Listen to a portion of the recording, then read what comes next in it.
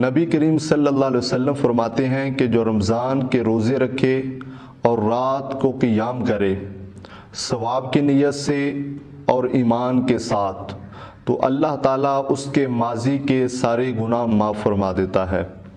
اور حضور علیہ الصلوۃ والسلام صحابہ کو فرماتے، صحابہ تم پر ایک ایسا مہینہ آنے والا ہے کہ اگر اس مہینے کے تم روزے رکھو گے اور رات کو قیام کرو گے تو اللہ تعالیٰ تمہیں ڈبل ثواب عطا فرمائے گا۔ رمضان کے روزے رکھنا اور رات کو قیام کرنا یعنی نماز تراویح پڑھنا، اس کی بہت اہمیت ہے، بہت فضیلت ہے۔ کچھ لوگ نماز تو پڑھتے ہیں، روزہ تو رکھتے ہیں، لیکن نماز تراویح کا اہتمام نہیں فرماتے۔ ان کو یا تو اس کی فضیلت اہمیت کا نہیں پتہ، یا پھر وہ سستی کاہلی کرتے ہیں، یا پھر اللہ تبارک و تعالی نے ان سے توفیق چھین لی ہے، توفیق سلب کر لی ہے، جس کی وجہ سے وہ نماز تراویح نہیں پڑھ سکتے۔ اگر وہ نماز تراویح کی فضیلت نہیں جانتے، اہمیت نہیں جانتے، تو نبی کریم صلی اللہ علیہ وسلم نے فرمایا کہ جو رات کو عبادت کرتا ہے یعنی قیام کرتا ہے رمضان کے مہینے میں، نماز تراویح پڑھتا ہے، تو اللہ تعالیٰ کے وہ قریب رہتا ہے، وہ قریب ہو جاتا ہے۔ اللہ تبارک و تعالیٰ نے قرآن مجید میں ارشاد فرمایا وَاسْجُدْ وَاقْتَرِب، اور سجدہ کر اور اپنے رب کے قریب ہو جا۔ 20 تراویحیں ہیں، سجدے 40 ہیں۔ تو مجھے بتائیں کہ جو بندہ روزانہ فرض نماز کے علاوہ، سنت نماز کے علاوہ، وطروں کے علاوہ روزانہ 40 سجدے کرتا ہے اللہ کی بارگاہ میں، تو وہ اللہ کے کتنا قریب ہو جاتا ہے، کتنا قریب ہو جاتا ہے۔ نماز تراویح سنت معقدہ ہے، یہ کوئی جان بوجھ کر چھوڑتا ہے بغیر کسی شرعی عذر کے تو وہ گناہ گار ہے۔ شرعی عذر کیا ہے؟ یا کوئی بیمار ہے تو اس کو اجازت ہے، اگر کوئی مسافر ہے تو اس کو اجازت ہے۔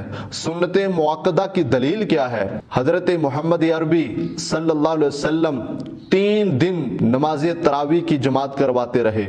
پہلے دن تہائی حصہ نماز تراویح ادا کی، دوسرے دن نصف حصہ نماز تراویح ادا کی، تیسرے دن بھی نصف حصہ نماز تراویح ادا کی، چوتھے دن نبی کریم صلی اللہ علیہ وسلم حجرہ مبارک سے باہر تشریف نہ لائے۔ صحابہ اکرام کو پتہ چل گیا کہ حضور جماعت کرواتے ہیں نماز تراویح کی، انتظار کرتے رہے۔ ہجوم صحابہ کا بھرا ہوا ہے مسجد نبوی میں، سارے صحابہ اکرام تشریف فرما ہے اور اس انتظار میں ہے کہ کب نبی پاک صلی اللہ علیہ وسلم باہر تشریف لائیں اور نماز تراویح کی جماعت کروائیں۔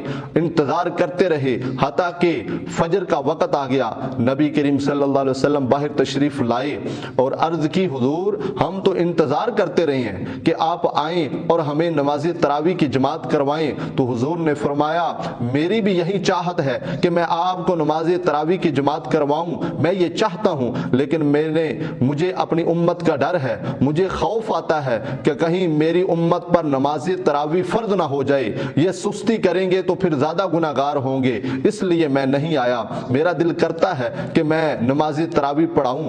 پھر حضرت عمر فاروق کا زمانہ آیا، حضرت عمر فاروق نے سارے صحابہ کو جمع کیا اور فرمایا صحابہ آؤ نماز تراویح ادا کرتے ہیں، نبی کریم صلی اللہ علیہ وسلم کی چاہت کو پورا کرتے ہیں۔ حضرت ابی بن کعب رضی اللہ تعالی عنہ کی ڈیوٹی لگائی کہ ابی بن کعب آپ نماز تراویح کے اندر قرآن پاک سنائیں گے، نبی کریم صلی اللہ علیہ وسلم کی چاہت کو پورا کریں گے۔ میرے عزیز یہ سنت معقدہ ہے، اگر کوئی اس کو جان بوجھ کر ترک کرتا ہے، نماز عشاء پڑھ کر چلا جاتا ہے اور موبائل میں مصروف ہو جاتا ہے، گپ شپ میں مصروف ہو جاتا ہے، باتوں میں مصروف ہو جاتا ہے، سو جاتا ہے، تو وہ گناہ گار ہے شخص، وہ گناہ کا ارتکاب کر رہا ہے۔ اس لیے نماز تراویح ہمیں با جماعت نماز ادا کرنی چاہیے، ہمیں مسجد میں تشریف لانا چاہیے، ہمیں نماز تراویح پڑھنی چاہیے، اس لیے کہ جب بندہ سجدے میں ہوتا ہے تو وہ اللہ تعالیٰ کے زیادہ قریب ہوتا ہے۔